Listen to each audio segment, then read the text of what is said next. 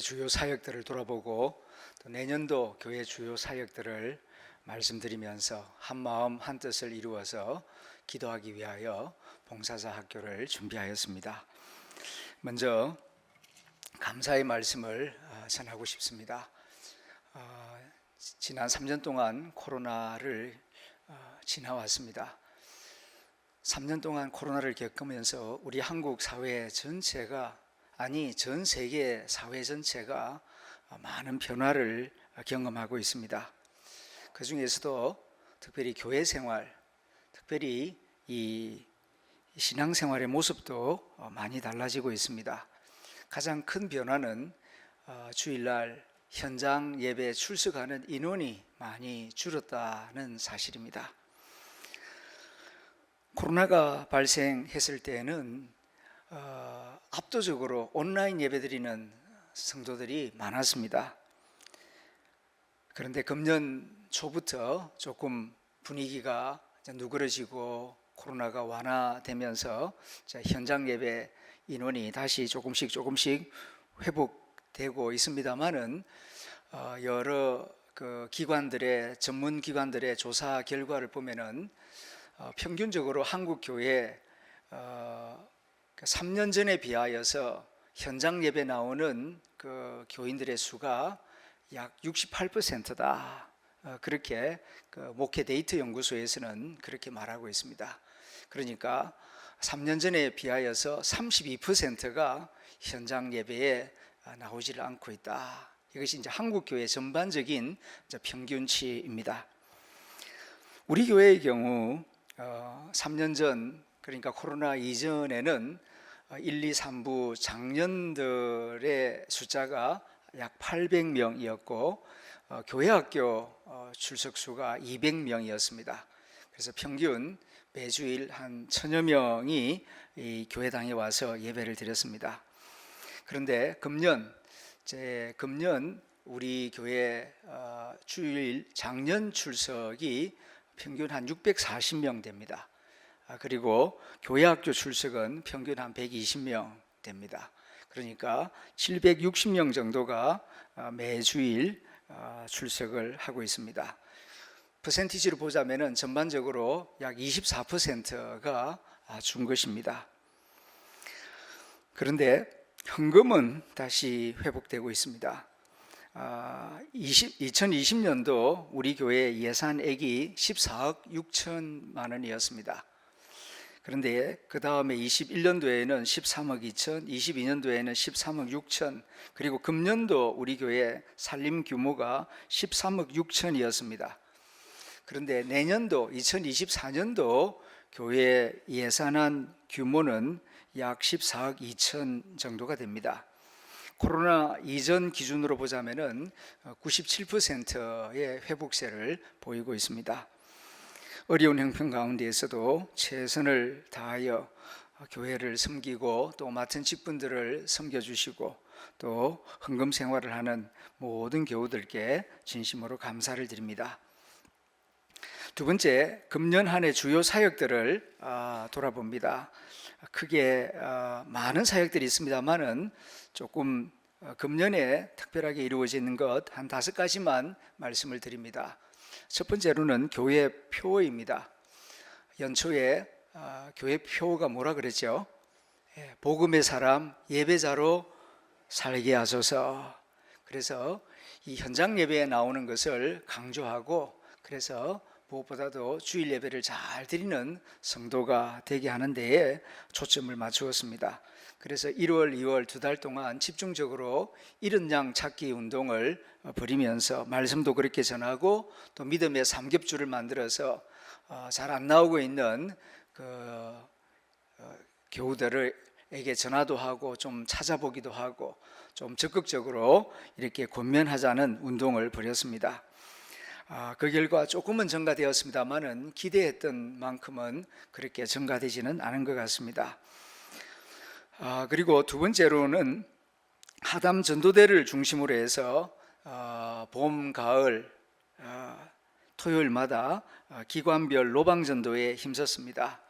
그래서 꽤나 많은 분들이 나오셔서 저 동아백화점 사거리, 그리고 저 목련시장 근처 이곳에서 길거리에 서서 피켓을 들고 우리 교회를 알리고 또 하나님의 사랑을 전하는 그런 일들을 나름대로 꾸준히 해왔습니다. 수고해 주신 여러 교우들께 감사를 드립니다. 세 번째로는 금년 한 해 주일 오후 시간 기관별 신방을 해왔습니다. 가정을 신방하려고 하니까 성도들이 좀 다 부부가 직장 생활하는 경우가 많고 좀 부담스러워하는 경우가 많아서 남성교회 여전도에 그 주일날 오후 2시부터 한 2시간 정도 이렇게 따로 불러 모아서 담임 목사와 좀 얼굴과 얼굴을 대하고 안부도 묻고 찬양도 부르고 또 잘 나오지 않고 있는 그 성도들이 누구인지 이렇게 출석 체크를 하면서 서로 좀 짝을 지어서 교회 잘 나올 수 있도록 서로 권면하는 그런 운동을 벌였습니다. 뭐 당회가 있거나 또는 부득이한 일이 있을 경우에는 좀 빠지다 보니까 또 뜨거운 여름이나 또 겨울 빼고 그러다 보니까 전체 가운데에서 한 절반 정도 기관별 신방을 했습니다. 그래서 나머지는 내년도에 계속해서 주일 오후 시간 이 기관별 신방을 계속해 나갈 것입니다. 그리고 네 번째로는 9월 초에 권사회 주간 특별 금요 기도회를 우리가 가지지 않았습니까? 예배 회복, 믿음의 회복을 주제로 해서 석 주일에 걸쳐서 온 교우들이 함께 모여서 저녁 시간 뜨겁게 기도하는 그런 시간을 가졌습니다.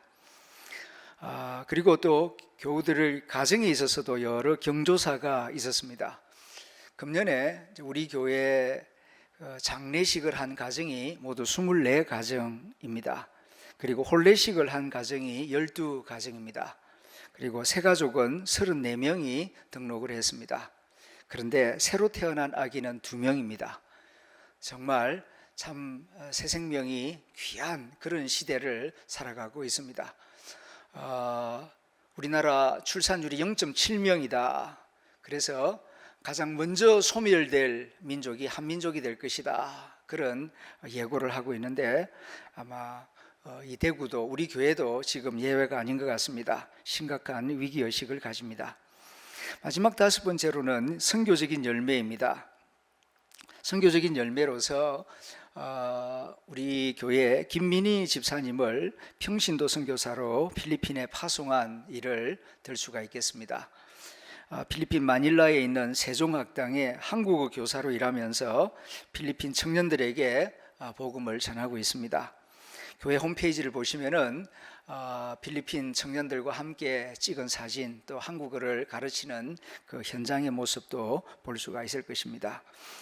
내년 1년 더 필리핀에서 사역하는 것을 우리 교회가 도우기로 했습니다. 그래서 앞으로는 이런 평신도 선교사가 점점점 더 많아지기를 소망합니다. 두 번째로는 우리 교회의 50주년을 기념해서 시도한 그 협력교회 지원 사역입니다. 고산 삼덕교회, 우리가 완전히 개척한 것은 아니지만 뭐 거의 개척 수준이죠. 거의 제로 상태에서 최상구 목사님을 그 교회에 파송을 하고 또 우리 교회가 3년 동안 일단 돕기로 약정을 했습니다. 그래서 꾸준히 돕고 있는데 채 2년이 아직 되지 않았습니다만은 평균 출석 인원이 24명 이렇게 1부, 2부 주일 예배를 잘 드리고 있다 하는 소식을 들었습니다. 그리고 우리 교회가 이제 노예의 미자립 교회를 돕는 일을 하고 있습니다. 옛날부터 꾸준히 해왔는데 금년에는 25구자 3천만 원을 지원해서 우리 노예 안에 모두 88개 교회가 있습니다. 그 중에서 당회가 있는 교회가 한 30개 교회이고 그리고 아주 자립하는 교회가 한 20교회, 나머지는 미자립 교회가 참 많습니다. 그래서 좀 규모 있는 교회가 이렇게 십시일반 이렇게 돕고 있는데 우리 교회가 이제 대봉교회 다음으로 많은 도움을 노예에 주고 있습니다. 내년에는 새 구자를 늘려서 28구자 3,360만 원을 노회에 지원을 해서 미자립교회를 도우기로 하였습니다. 그 외에 아프리카 부룬디 선교, 우크라이나 군목 지원 선교 등 해외 선교비로 4천만 원을 지원할 수 있게 되었습니다. 이 모든 것이 다 성도님들의 기도와 또 헌금으로 이루어지는 귀중하고 자랑스러운 선교 사역입니다. 자, 세 번째로는 내년도 중점 사역에 대해서 말씀을 드립니다. 내년 2024년도 교회 표어는 주여 치유하소서입니다. 한번 따라 하시면 고맙겠습니다. 주여 치유하소서. 예, 치유 목회에 초점을 맞추라고 총회에서 그렇게 표어를 정하고 우리 교단 교회가 약 9천 교회 정도 되는데요. 그래서 내년에 우리 통합적 교회는 치유에 초점을 맞춘 그런 목회를 함께 나갈 것입니다. 이 주제에 대해서는 내년 초에 자세히 말씀드리도록 하겠습니다.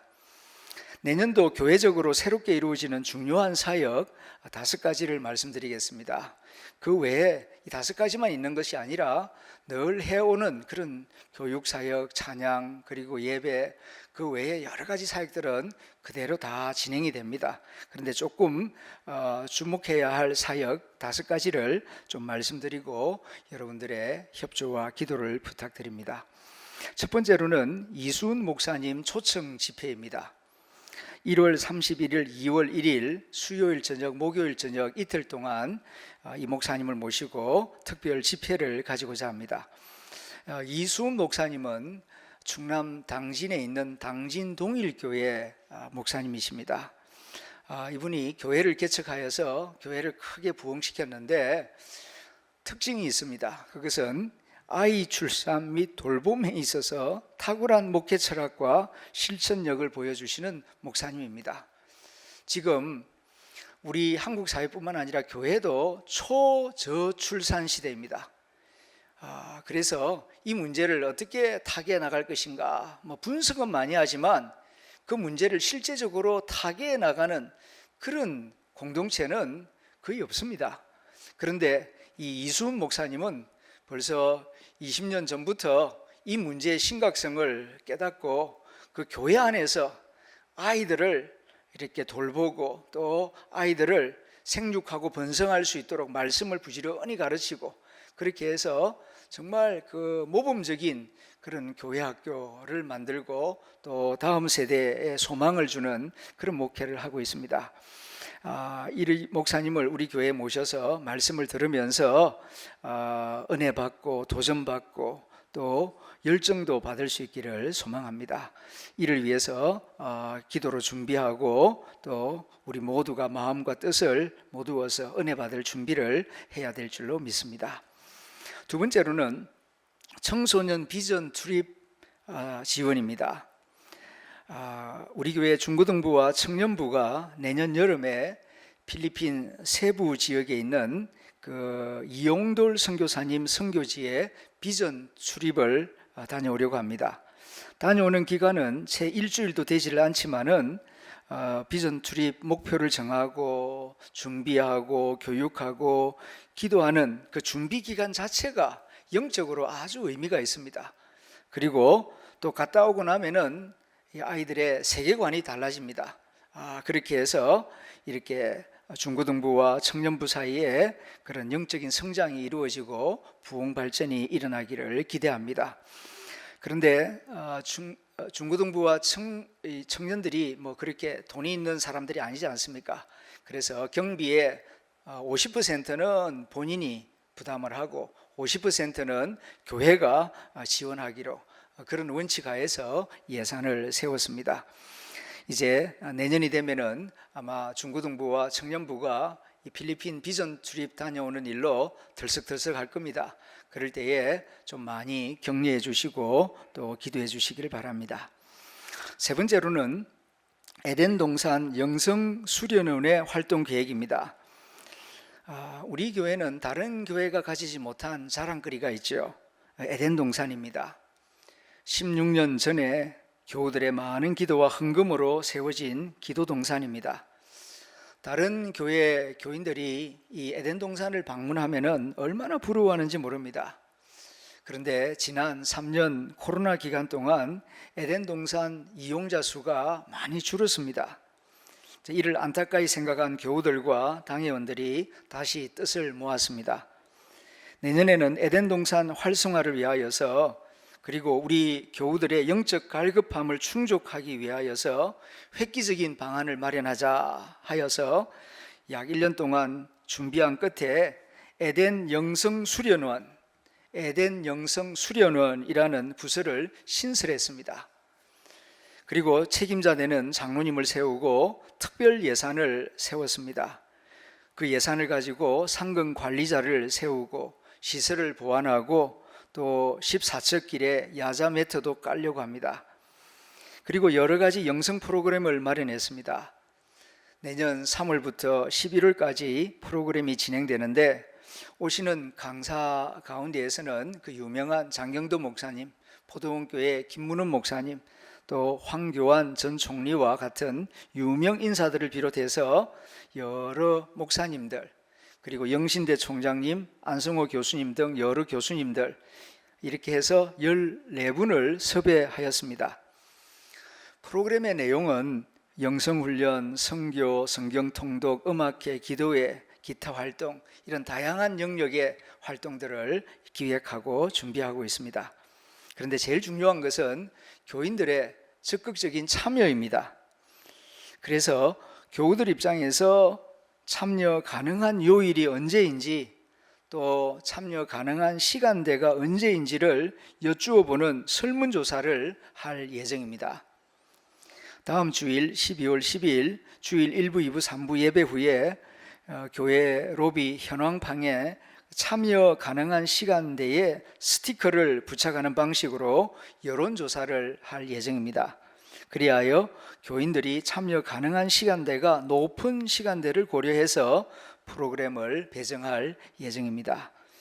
기억하시고 다음 주일 적극적으로 그 스티커 붙이는 일에, 또 본인의 의사를 표현하는 일에 적극적으로 참여해 주시길 바랍니다. 에덴 영성 수련 활성화를 위하여서 혼자서는 할 수 없습니다. 그래서 도우미들이 필요합니다. 봉사자들이 필요합니다. 크게 두 가지 영역인데요. 관리하는 부분의 봉사자들, 그리고 프로그램을 운영하는 부분의 봉사자들이 필요합니다. 다음 주일 봉사지원처를 주보에 끼워서 나누어 드릴 것입니다. 자세히 보시고 거기에 표시해 주시면 감사하겠습니다. 네 번째로 교회 주차장 추가 확보입니다. 매주일마다 안타까운 일들이 일어납니다. 조금 늦게 오신 분들은 주차할 곳을 찾아 빙빙 돌다가 그냥 돌아가는 일들이 생기는 것입니다. 그리 많지는 않지만 매주일 반복되는 일입니다. 사실 이 문제를 해결해 보고자 여러 가지 노력들을 해보았습니다. 그런데 잘 되지를 않았습니다. 현재 상태로는 차를 타고 오는 새가족이나 3040 세대는 새가족 등록이 되기가 어려운 형편입니다. 그래서 고심 끝에 현재 남자 경로방과 당회실이 위치한 건물, 그러니까 햇빛 선교관을 철거하고 그 자리에 주차장 공간을 추가로 마련하기로 당회에서 결정을 했습니다. 그러면은 약 10여 대를 추가로 주차할 것으로 기대합니다. 그러면은 1, 2, 3부 예배 시간 30대 가량의 차량을 더 세울 수 있는 기회가 생겨날 것으로 예상합니다. 물론 주차 공간이 좀 더 생기면은 또 다른 주차 수요가 생겨날 수도 있을 것입니다. 그러면 무슨 소용이 있겠는가 생각할 수도 있겠지만은 그 문제는 우리 내부적으로 잘 조정해 나가기로 하고, 일단 교회 발전을 위하여서 이러한 계획을 세우고 추진하려고 합니다. 이후 진행 과정은 재직회를 통하여서 자세히 설명을 드리고 교우들의 협조를 구할 것입니다. 마지막 다섯 번째로는 항존직 선거입니다. 우리 교회는 관례상 매 3년마다 항존직 선거를 해오고 있습니다. 내년 봄로에 마치고 5월경에 항존직 선거를 하려고 합니다. 항존직 선거를 앞두고 여러 교우들에게 부탁을 드립니다. 선거운동 하지 마시길 바랍니다. 교회 항존직 선거는 세상 선거와 다른 것입니다. 모르는 사람을 찍는 것이 아닙니다. 그러므로 무슨 정견 발표를 할 필요도 없습니다. 이미 같은 교회 안에서 적어도 5년 이상 함께 신앙생활을 해오는 교우들 중에서 교회 일꾼을 세우는 행사입니다. 선거운동을 할 필요가 없습니다. 기도하고 마음에 하나님이 감동을 주시는 대로 저분이 교회 일꾼이 되면 참 좋겠다. 그래서 교회 일꾼으로 세워져야지 선거운동을 열심히 해서 표를 많이 얻고 그래서 된다면 교회를 시험에 들게 하는 것입니다. 그리고 항존직을 사모하시는 분은 먼저 자기 가족을 구원하는 일에 힘써야 할 것입니다. 잊지 마십시오. 교회 다니는 목적은 예수를 잘 믿기 위해서 교회 다니는 것이지 직분을 얻기 위함이 아닙니다. 교회를 위하여, 주님을 위하여 좋은 일꾼들이 많이 세워질 수 있도록 많이 기도해 주시기를 바랍니다. 마지막으로 목회자로서 교우들에게 몇 가지 부탁사항을 드리고자 합니다. 3가지입니다. 첫째는 목적 헌금에 대하여서 여러분들의 이해와 협조를 구합니다. 가끔 교우들이 목적 헌금을 하시는 분들이 있습니다. 그런데 모든 헌금은 하나님께 드리는 것입니다. 일반 헌금이든 목적 헌금이든 하나님께 드리는 것입니다. 찬조금이나 회비는 자체적으로 사용합니다. 그러나 헌금은 무슨 헌금이든 하나님께 드린 헌금은 교회 재정부로 들어갑니다. 교회 재정부에 들어간 헌금은 반드시 기록을 남기고 지출은 교회 공동체 규칙에 따라서 지출됩니다. 무슨 말인가 하니 하나님께 드린 헌금에 대해서는 원칙적으로 지출에 대하여 개인적으로 관여하지 말아야 한다는 말씀입니다. 왜냐하면 하나님께 드린 헌금이기 때문에 하나님의 말씀에 따라서 교회 운영 원칙에 따라서 공정하게 집행하는 것이지 내가 드렸으니 내가 원하는 곳에 이것을 써주세요 라고 주장하는 것은 하나님께 헌금 드리는 자세가 아닙니다. 이것을 기억해 주시길 바랍니다. 그러나 특별한 사랑과 애정이 있어서 돕고자 하는 마음으로 드리는 목적 헌금이 있습니다. 예를 들면 꽃꽂이 헌금이나 결혼이나 장례식 이후 교우들을 대접하고자 하는 마음에서 드리는 목적 헌금, 선교 헌금, 교육부서 지원 헌금 등이 있습니다. 당회는 가급적 그러한 뜻을 존중합니다. 앞으로도 존중할 것입니다.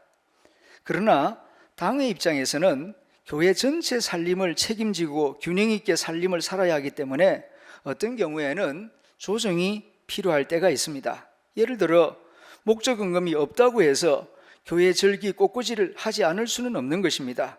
목적 헌금이 없다고 해서 교회 식당 운영을 중단할 수는 없는 것입니다. 고루고루 1년 내내 모든 부서가 이렇게 꾸준하게 교회 기능을 발휘할 수 있도록 예산을 배정하고 운영해야 할 책임이 당회에 있습니다. 그러다 보니 때로는 목적하신 분 생각과는 조금 다르게 집행될 수도 있습니다. 이 점을 양해하시고 목적 헌금하시는 분들은 뜻을 정하여 하나님께 헌금을 드리시되 헌금 운영에 대해서는 전체 교회의 덕을 생각하며 고민하는 당회에 맡겨주시기를 바랍니다. 두 번째, 교회 식당 식사에 대해서 조금 말씀을 드리겠습니다. 먹는 데서 인심이 나기도 하고 먹는 데서 조금 갈등이 생기기도 하기 때문에 평소 때 말씀드리기는 어렵고 이런 봉사자 학교를 통하여서 말씀을 드립니다. 금년에도 교회 식당에서 봉사하신 권사님들, 여집사님들 그리고 설거지 봉사를 해주시는 장로님, 집사님들께 정말 감사드립니다. 제가 듣기로는 금년 매주일 식사 인원이 적게는 350명에서 평균 400명 정도가 주일날 식사를 한다고 합니다. 절기 때에는 400명이 넘는 교우들이 식당에서 식사를 합니다. 교회에서 교우들과 함께 식사한다는 것 중요한 의미가 있습니다. 단순히 밥 먹는 시간이 아닙니다. 교우들과 함께 식사하면은 유대감이 강해지고 소속감도 강해집니다. 그런 면에서 교회 식당이 하는 역할이 큽니다. 그런데 식사 내용, 그러니까 반찬에 대한 생각입니다. 요즘은 국 하나에 김치 하나가 전부입니다. 그러다 보니까 교회 식사가 왜 이리 부실하나 그런 생각을 가지는 분들이 있을지 모르겠습니다. 교우들의 이해를 구합니다. 주일날 교회 점심 식사는 잘 먹기 위한 식사가 아닙니다. 교우들의 교제를 위한 최소한의 식사입니다. 먹는 입장에서는 좀 아쉬움이 있을 것입니다. 그런데 준비하는 입장에서 생각해 보면 애로사항이 많습니다. 식사가 그냥 하늘에서 뚝 떨어지는 게 아니지 않습니까? 식사를 하려면 누군가가 미리 식재료를 구입해서 준비해야 하고 시간을 들여서 준비를 해야 합니다. 그런데 아시다시피 교우들이 전반적으로 나이가 들어가고 있습니다. 식재료비도 가격이 많이 올라가고 있습니다. 아주 간단하게 먹는데도 1년에 예산이 4천만 원이 들어갑니다. 뭐 별로 먹는 것 같지도 않은데 무슨 4천만 원인가. 그런데 이게 1년 50주고요. 그리고 매일 400명이, 그리고 절기 때에 부활주일이나 성탄절이나 또는 추수감사주일이나 이런 경우는 또 조금 더 해야 되지 않습니까? 다 합치면은 이게 적지가 않습니다. 그러므로 좀 이런 교회 전체의 입장을 이해하시고 교회 공동체 전체의 모습을 보시면서 사랑으로 이해해 주시길 바랍니다. 교회 식사는 작은 애찬입니다. 그렇게 생각하시고 기쁨으로 참여해 주시고 또 협조해 주시면 감사하겠습니다. 마지막으로는 교회 봉사 지원서에 대해서 좀 말씀을 드립니다. 해마다 이맘때쯤 되면은 주일날 봉사 지원서를 주부에 끼워서 봉사할 부서를 선택해 주십시오. 교우들에게 말씀을 드립니다. 성도들의 나이가 점점 많아지고 있습니다. 가만히 보면은 봉사하시는 분들은 많이 봉사하고 봉사 안 하시는 분들은 너무 안 하고 계십니다. 봉사의 양극화가 이루어지고 있어요. 이렇게 되면은 신앙생활을 건강하게 행복하게 하기가 어렵습니다. 모든 봉사도 다 믿음의 성장을 위하여서 봉사하는 것인데 봉사가 너무 많으면은 지치기가 쉬워요. 또 봉사를 하나도 안 하면은 아웃사이더가 됩니다. 봉사 안 하고 교회 오래 다녀 보십시오. 믿음 안 자랍니다. 그러므로 좀 고루고루 봉사 직분을 나누는 것이 꼭 필요합니다. 그래서 목회자는 좀 부지런히 살펴서 누가 봉사 안 하고 있나 부지런히 연말에 전화를 해서 좀 하시라고 전화도 하고 건면을 하는데 하는 분은 잘 받아들이는데 또 이런저런 이유로 잘 안 하시는 분들도 많이 있습니다. 교회 공동체는 회사하고 다릅니다. 공무원 집단하고 다릅니다. 자발적인 봉사에 의하여 교회가 운영되는 것입니다. 교역자와 최소한의 유급자 외에는 다 성도들의 믿음과 사랑으로 봉사함으로 교회가 운영되는 것입니다. 좋은 교회, 나쁜 교회 따로 정해져 있는 거 아닙니다. 그 교회 성도들이 봉사하는 일에 얼마나 많이 참여하느냐에 따라서 좋은 교회가 되기도 하고 나쁜 교회가 되기도 하는 것입니다.